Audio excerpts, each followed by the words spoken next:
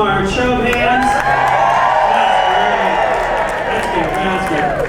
Now, so same group. How many of you heard somebody come out and say, "Oh, that's not doing anything"? Who's heard that from somebody? Yeah. Here's proof that that is wrong. Because up next we have Trish Zornio.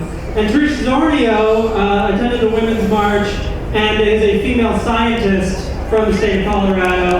And it's because of the power behind that movement that she is considering running for public office. So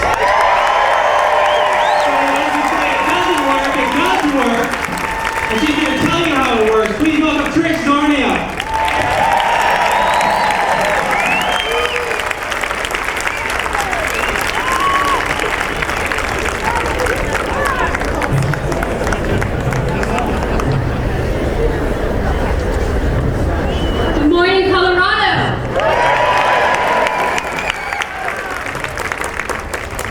Thank you for coming out here today. I just want to say, for those of you that were at the Women's March and heard this is what democracy looks like.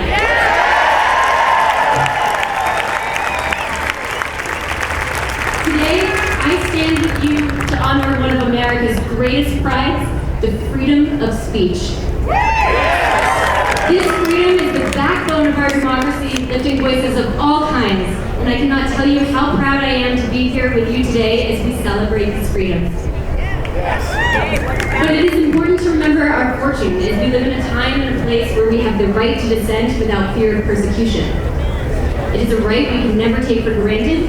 It is never too long ago or too far away, where others continue to be refused the same right to their voices. It is therefore our responsibility that we must speak out loudly in our privilege. For in the words of Supreme Court Justice Ruth Bader Ginsburg, dissent speaks to a future age. And today, I invite you to join me in speaking for the future.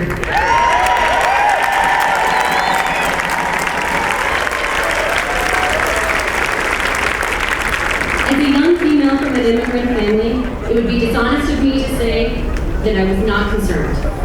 I am deeply concerned, and for so many reasons.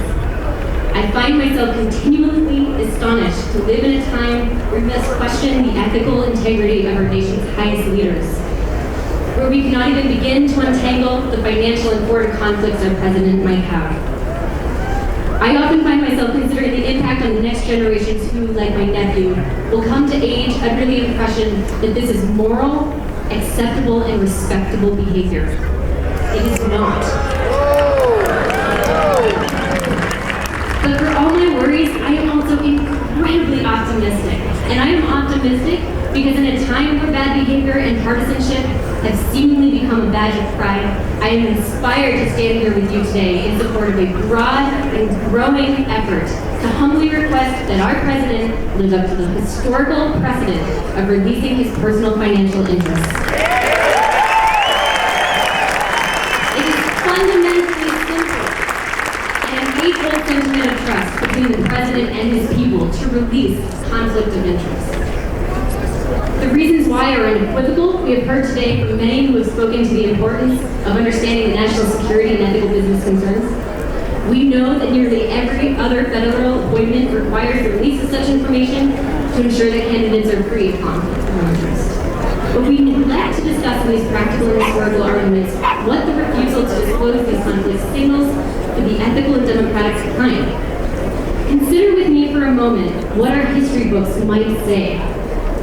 In a time of democratic fragility, will we be portrayed as a generation who stood by and wait, or will they portray us as a generation that stood up for what was right and asked for more? In a time of ethical collusion, will we be a generation that relented, or a generation that refused to give up?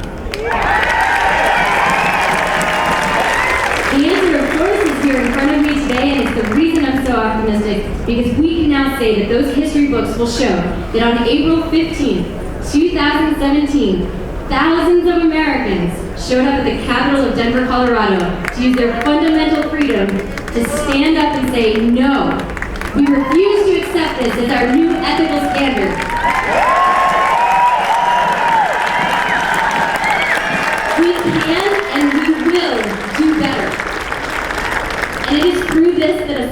lining is born. Across this great nation, a fire has been lit in ways that we have scarcely seen.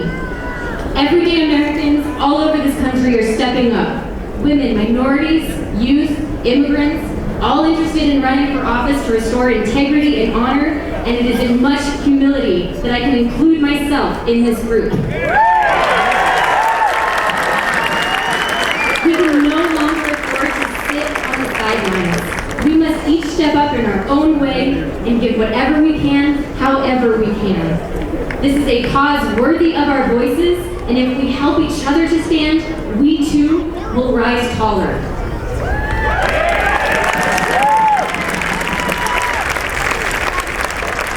So I ask you today to think about your role in this movement with every step that you are about to take. Let each step serve not only as a signal to our president, but as a time of personal reflection, of inspiration, of camaraderie, and of hope. Let today remind us of our collective strength, and let it nourish the wills in each of us to advocate passionately for the change that we seek. Because we are stronger together, and I am stronger with you.